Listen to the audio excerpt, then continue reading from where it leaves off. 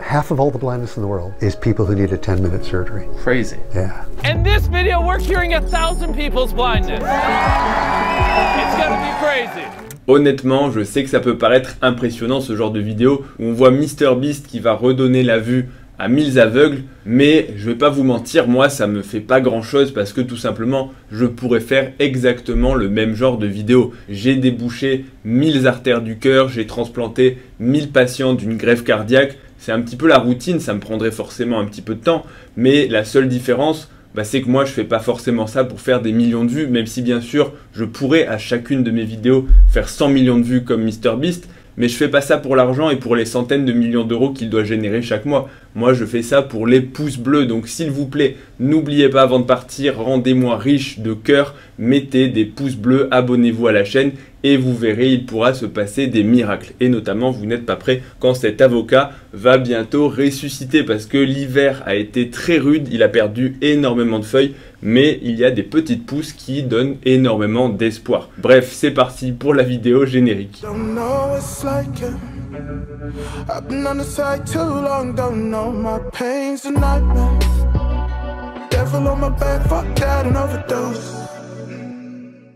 Avant de détailler un petit peu les différents points à aborder, puisque à mon sens il y en a plusieurs qui sont intéressants, il faut déjà savoir que c'est une très bonne chose d'avoir des influenceurs et des personnes qui ont énormément de moyens, qui vont mettre justement cet argent à disposition au service de la communauté. Aux États-Unis, il y a MrBeast. Et en France, nous avons nous aussi nos influenceurs qui nous permettent de faire des avancées médicales qui sont révolutionnaires. Et je vais notamment vous mettre un extrait d'une autre vidéo. Dinguerie. Je vous promets que je vous dis la vérité, c'est hallucinant. Ils ont quelque chose qui guérit les cellules cancéreuses. C'est vrai, hein? T'as vu là, quand on était choqués là? Et en fait, c'est pas vendu en France ni en Europe parce que c'est interdit. Ils veulent pas. C'est beaucoup plus intéressant pour eux que vous ayez à l'hôpital et que vous payiez une blinde. Je sais, ça peut vous choquer, notamment avec le ton et le langage abordé, mais sachez que c'est véritablement comme ça qu'on parle dans les congrès scientifiques internationaux pour annoncer les dernières découvertes qui vont révolutionner le monde scientifique et notamment la cancérologie. Yo yo yo yo yo les frérots, est-ce que vous êtes chauds? Ce soir on va vous annoncer une dinguerie, mais je vous annonce le monde il est pas prêt. Ça va être un truc de déglingué. Les cellules cancérigeuses, elles sont clairement pas prêtes. Le sang de leur mort, elles vont manger. Ce produit-là, je l'ai donné au cousin de ma grand-mère qui était atteint d'un cancer stade terminal. Il a pris et maintenant les cellules cancérigeuses, elles sont toutes déglinguées. Maintenant, il court le marathon. Wow! Frérot, ce produit, c'est une dinguerie, faut que t'en achètes. Il va bientôt être interdit tellement il est puissant. C'est un truc de gueudin. Quand j'en ai donné, le radiologue, il a cherché les cellules cancérigeuses. Il a fait bordel, elles sont où? Et n'oubliez pas le code DOGD.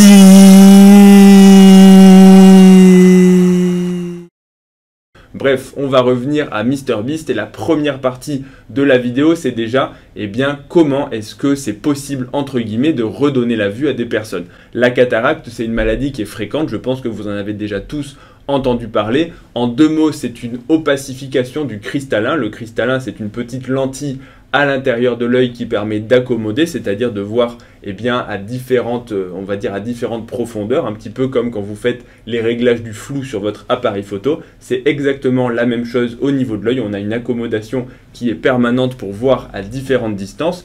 Et ce cristallin, avec l'âge ou sous l'effet d'autres maladies, il peut s'opacifier jusqu'à devenir complètement opaque. Les rayons lumineux ne passent plus à travers, ou en tout cas pas de façon claire, et donc on ne voit plus rien, et donc virtuellement on est aveugle. L'intervention pour traiter la cataracte, elle est simple, c'est une intervention qui se pratique énormément et c'est une des interventions les plus fréquemment pratiquées. Il suffit de faire une petite, alors il suffit bien sûr, il faut que ce soit un professionnel de la santé, n'allez pas faire ça dans le métro à Barbès, mais allez chez votre ophtalmologiste qui va faire une petite incision au niveau de votre cornée et qui va aller changer le cristallin en enlevant votre cristallin qui est opacifié et en mettant un petit implant de cristallin à la place du précédent pour permettre aux rayons lumineux de passer jusqu'au fond de votre œil, donc votre rétine, pour vous permettre de voir à nouveau. À la différence qu'en France et dans les pays qui ont accès à la santé, alors je ne vais pas dire de façon développée, mais en tout cas où les soins sont remboursés, c'est exceptionnel les personnes qui ont une cataracte qui est arrivée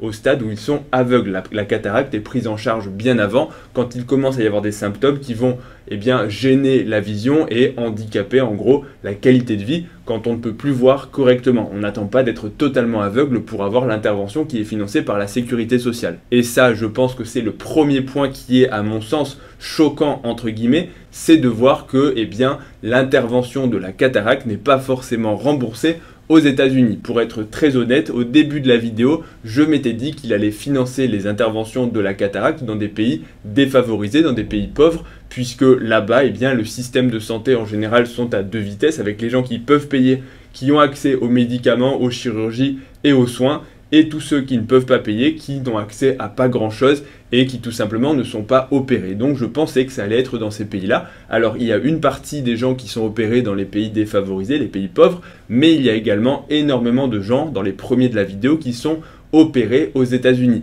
Et c'est ça, moi, qui me choque, enfin choqué, je le savais déjà en fait, mais c'est vrai que de le revoir et de se dire que finalement, quand on habite en France et qu'on a la sécurité sociale, la quasi-totalité des soins sont remboursés et vous ne verrez jamais une personne, ou en tout cas de façon exceptionnelle, une personne qui a accès aux soins, qui a la sécurité sociale, qui ne va pas être pris en charge pour faute de moyens. Je ne dis pas que quand on a les moyens, on n'a pas accès à des soins plus rapides, à des soins peut-être d'un petit peu meilleure qualité, encore que aux États-Unis, le système de santé est donc privé et manifestement, l'intervention de la cataracte n'est pas remboursée pour tout le monde puisqu'il faut une mutuelle, il faut avoir accès au système de santé ou alors il faut demander l'aide à des associations ou autres qui vont aider justement les gens à pouvoir financer leurs soins, mais je suppose que ce n'est pas accessible pour tout le monde et que les délais sont longs avec là encore des critères d'accessibilité qui doivent être définis par les associations. Et le prix moyen de l'intervention de la cataracte aux États-Unis est environ de 5 000 $ pour un œil. Donc si vous avez les deux yeux, ça veut dire qu'il faut sortir 10 000 $. Ça peut paraître pas forcément être beaucoup, mais dites-vous bien que pour des personnes défavorisées, c'est absolument énorme. Je pense que si les gens en France réalisaient le coût réel des soins, et je ne parle pas du coût qu'ils payent eux-mêmes, parce que la sécurité sociale et les mutuelles en prennent déjà en charge une grosse partie, notamment quand vous allez à l'hôpital, si la plupart des gens savaient le coût de ce que coûte une nuit d'hôpital, une nuit en soins intensifs, une nuit en réanimation, un transport en ambulance ou autre, je pense que la plupart des gens ne se rendent pas compte et donc consomment un petit peu abusivement des examens médicaux. Pour vous donner un ordre d'idée, une nuit d'hôpital, ça coûte environ, ça dépend des services, mais entre 1000 et 1400 € la journée ou en ce qu'on appelle donc la nuit. Sauf que quand vous avez la sécurité sociale et une mutuelle, vous ne payez qu'une petite partie et donc vous ne vous rendez pas compte du coût des soins. Et la plupart du temps, la mutuelle va compléter et vous n'aurez au final rien à payer. Dans les services de soins intensifs, c'est un peu plus de 2000 € et en réanimation, c'est plus de 3000 € pour une journée.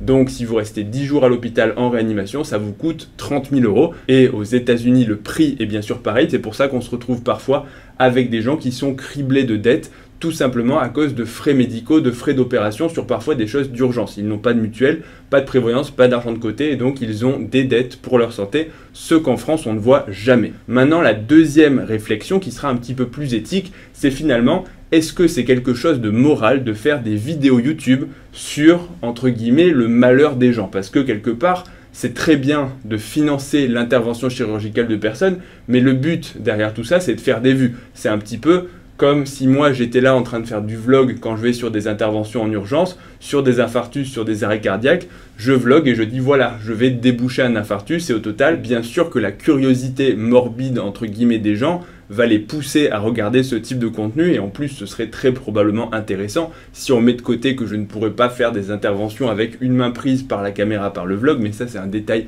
technique qui pourrait se régler avec un caméraman, mais bien sûr que ce type de contenu pourrait faire énormément de vues. Donc quand j'ai dit que je ferais 100 millions de vues, certainement pas, mais en tout cas très clairement que si je partageais beaucoup plus sans avoir un petit peu de pudeur et on va dire en gros que je ne faisais pas mon travail, que je me considérais youtubeur avant d'être médecin, bien sûr qu'il y aurait beaucoup plus de vues, beaucoup plus d'argent généré et que je pourrais prendre ma retraite non pas à 70 ou 75 ans, mais beaucoup plus tôt. Mais la question n'est pas forcément là, la question c'est est-ce que c'est quelque chose d'éthique? En sachant que MrBeast n'est pas médecin, il va donc financer des interventions, payer pour l'intervention des gens.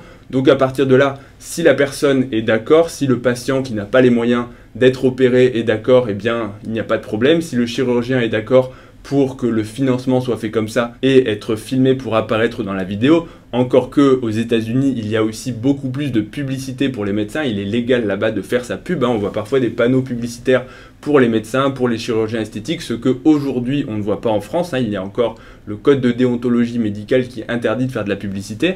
On peut être aujourd'hui sur les réseaux sociaux, mais théoriquement la publicité au sens comme aux États-Unis avec « je suis le meilleur chirurgien esthétique, prenez rendez-vous, appelez-moi », théoriquement c'est interdit. Donc pour le chirurgien, ça va lui faire une grosse publicité puisque il va être vu par plus de 100 millions de personnes. Donc je suppose que dans la foulée de cette vidéo, son carnet de rendez-vous a dû se remplir pour les 10 ou 15 prochaines années. Donc vous voyez un petit peu le cercle vicieux. Et donc la question que je vais vous poser, avant moi-même de vous donner mon opinion, c'est est-ce que ça vous paraît éthique de faire des vues, de faire de l'argent sur quelque part la souffrance et le malheur des personnes?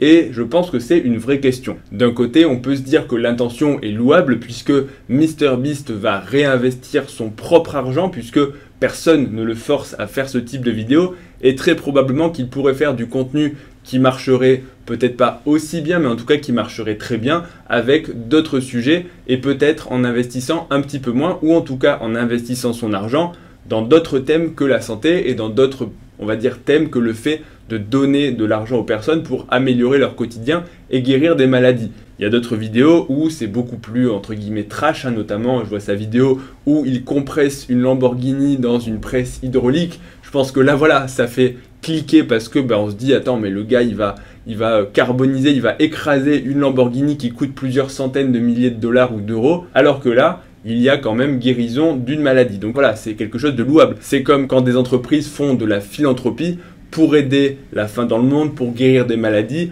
en reversant une partie de leurs bénéfices pour soutenir justement ces actions. Mais on pourrait se dire de façon un peu plus pragmatique, est-ce que c'est forcément nécessaire de reverser une infime partie des bénéfices alors qu'on pourrait tout simplement y participer dès le début en redistribuant les richesses tout au long de la chaîne de production. Maintenant, on peut voir le point de vue inverse. MrBeast n'a pas choisi l'opération de la cataracte par hasard, tout simplement parce que la cataracte présente plusieurs caractéristiques qui vont en faire une vidéo extrêmement virale. Tout d'abord, c'est la vision, et le titre, il est déjà tout vu, 1000 personnes retrouvent la vue, ce que tu ne peux pas voir dans la plupart des maladies, puisque la vue, c'est quelque chose qui, psychologiquement, c'est extrêmement invalidant. La cataracte, c'est l'opération parfaite, tout d'abord parce que, comme je vous l'ai dit, il existe un traitement qui est extrêmement rapide, qui n'est quand même pas si cher que ça, mais surtout qui est on-off, c'est-à-dire que les patients peuvent être filmés juste avant, ils ne voient rien, et à la fin, on leur enlève un bandeau et ils disent d'un seul coup, c'est miraculeux,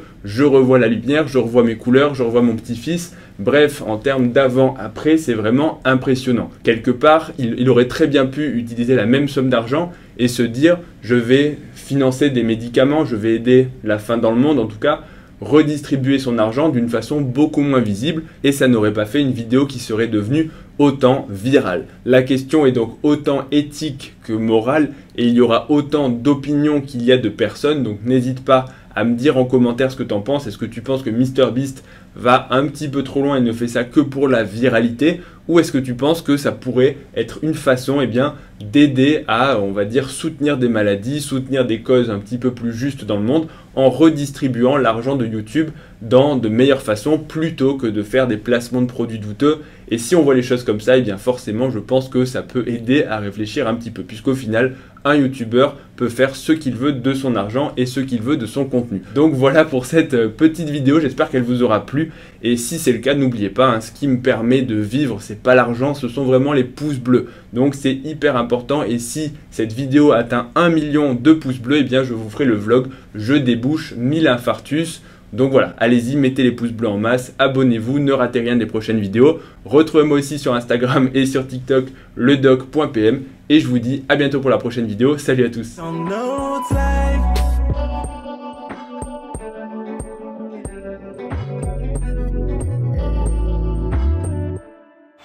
Et n'oubliez pas le code DOCDI.